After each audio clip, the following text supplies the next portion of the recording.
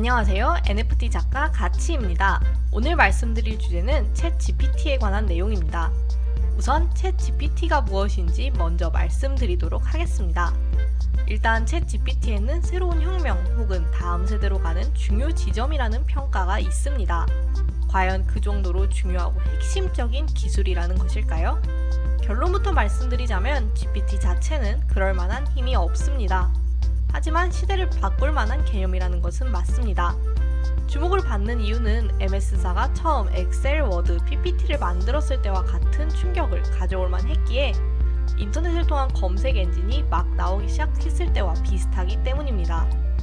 이런 형식의 AI는 앞으로 더 발전할 것이고 추가적인 기능들과 융합하며 성장할 것입니다. 마치 지금의 크롬처럼 최후의 무언가는 살아남아서 세계를 지탱하는 주요 엔진이 되겠지요. 그럼 우선 챗 GPT에 대해 먼저 알아볼까요? 챗 GPT, 이하 GPT는 오픈 AI사에서 만든 대화형 인공지능 서비스입니다. 시리나 빅스비처럼 우리가 무언가를 요청했을 때 그것을 간단하게 답변해주는 서비스죠. 이런 인공지능을 자연어 인공지능이라고 하는데 이는 프로그래밍 언어에서 사용하는 말입니다.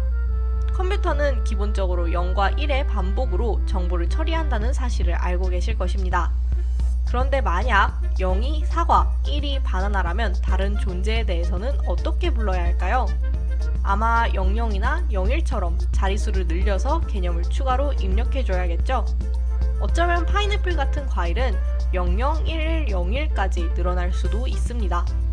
그럼 문장이나 책 등을 쓰려면 엄청 많은 0과 1 그리고 공간이 필요하겠죠? 이런 상태를 컴퓨터가 사용하는 언어인 인공어에 가까운 상태라고 합니다. 반면 사람은 개념에 대해 1대1로 매칭하는 것이 아닌 추상적인 단어로 그것을 부르는 자연어를 사용하죠. 그리고 많은 코드 개발자들은 0과 1로 이루어진 인공어를 인간이 사용하는 자연어로 대체하는 추상화를 조금씩 진행해왔죠. 0과 1로만 입력을 한다면 그건 컴퓨터에게 가장 빠르고 정확하게 일을 시킬 수 있겠지만 추상화가 진행된 코드를 입력하면 자연어를 입력해도 컴퓨터가 값을 스스로 생각하게 할 수 있습니다. 최근 많은 분들이 관심을 가졌던 파이썬이 이런 추상화가 상당히 진행된 코드 중 하나였죠. 그리고 이 추상화를 더 잘 처리하도록 만들어져 있는 것이 바로 현재의 챗 GPT입니다. 파이썬은 기본적으로 코드이기 때문에 약속된 문장 구조가 있지만 GPT는 비문이나 구어만 입력해도 스스로 생각해서 값을 조립해내니 말입니다. 그런데 사실은 이건 약 인공지능에 불과한 수준입니다.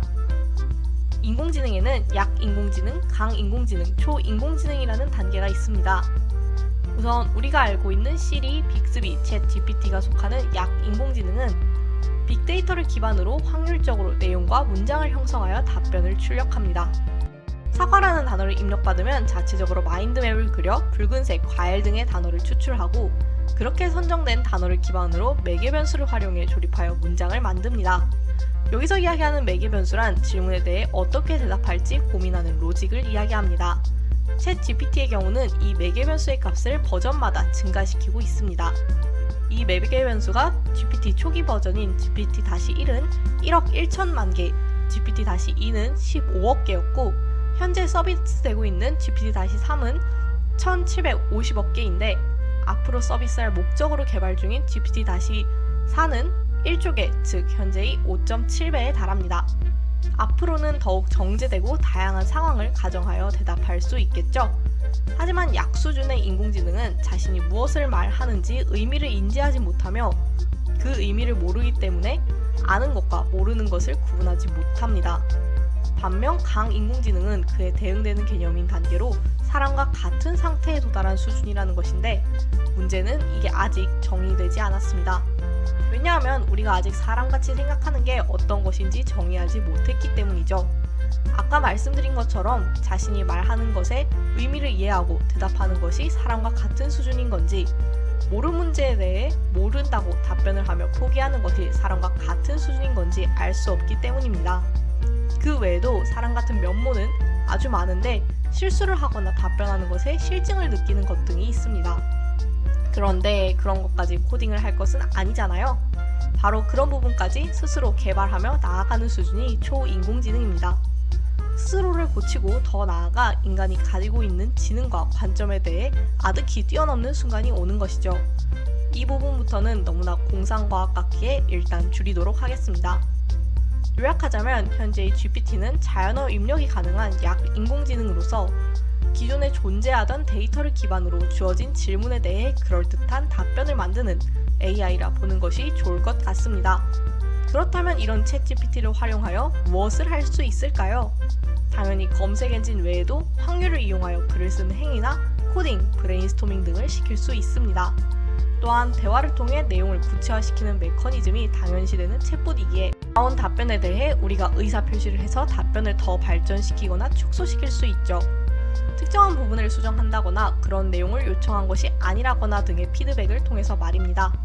그리고 이건 개인적인 소감인데요. 실제로 GPT를 사용해보니 혼자 고민할 때보다 이런 입력이 있으면 더 좋은 결과가 나오겠는데 라는 식으로 관점이 확장되는 느낌이 있었습니다. 반면에 할 수 없는 것도 있었는데요. 범죄나 민감한 내용, 부정적인 표현이 들어간 내용에 대해서는 검색하거나 요청할 때 제약이 있었습니다. 당연히 코딩 등을 활용하여 블러 처리가 되어 있는 것인데요. 약 인공지능이기 때문에 옳고 그름이라는 판단 개념이 없어 이전 다양한 인공지능이 그랬듯이 사생활 침해나 욕설, 차별 등의 표현을 할 수 있기 때문입니다. 옳고 그름이라는 판단이 가능하다고 해도 언젠가는 큰 수의 법칙으로 그냥 찍어 누를 수도 있고요. 그 외에 거짓말을 할 수도 있습니다. 확률적으로 아무 말이나 하는 경우가 그것인데요.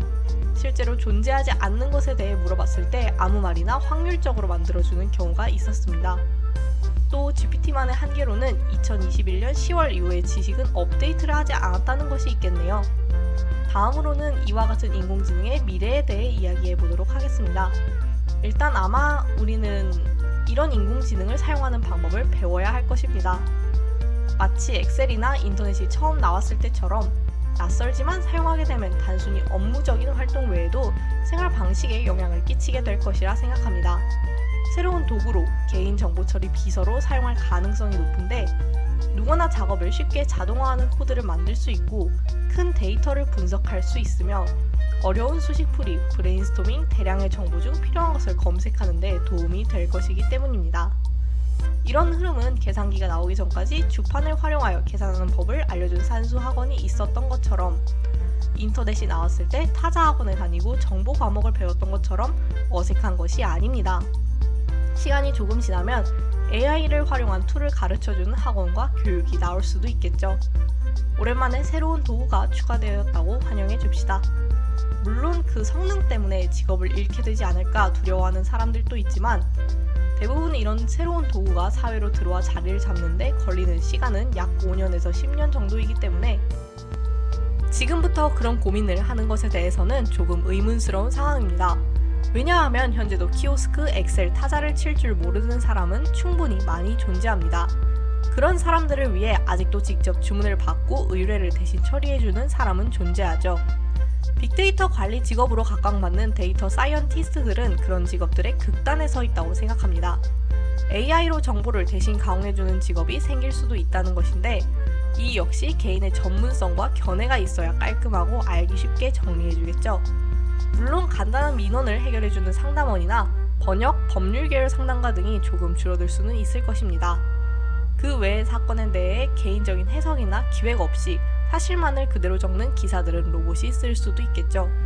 하지만 그럼에도 그 직업을 수행하는 사람들은 필요할 것이고 AI는 주로 확률이 높은 견해를 제공해주는 편리한 도구로 다양한 분야에서 사용될 것이라 생각합니다. 기업의 기획팀이나 생산, 마케팅팀이 제품의 수요를 예측해서 생산 일정을 짜는 데 사용하고 의사나 질병 관련 일을 하는 곳에서 발병 확률에 따라 병을 진단하고 예방하는 데 기여를 할 것입니다. 물론 단순 반복 계열의 업무는 TO가 조금 줄 수도 있지만요. 그렇다고 해도 결과적으로 그 직업군에서 무언가를 결정하는 사람은 대체할 수 없습니다. 무언가를 해냈다는 레퍼런스는 반드시 필요하고 그건 결국 사람이 해야 하는 일이기 때문입니다. 해보지 않은 것은 모르고 쌓아온 것이 없으면 할 수 없는 것이 인공지능입니다. 그 외에 현재는 과거의 데이터만 사용하기에 최근의 정보를 스터디하지 않았다는 것이 문제되지만 어느 시점이 온다면 과거의 정보만을 갖고 대화하는 제한을 풀어줄 것이라 생각합니다. 살아있는 사회와 함께 성장해야 하니까요. 이 시점이 되면 정치적 편향이나 혐오 발언에 대한 방어가 필요하겠죠. 조금 재밌게 이야기하자면 우리 모두가 아는 어벤져스에서도 울트론이 이렇게 타락했잖아요. 실제로 테이 같은 사건도 있었고요.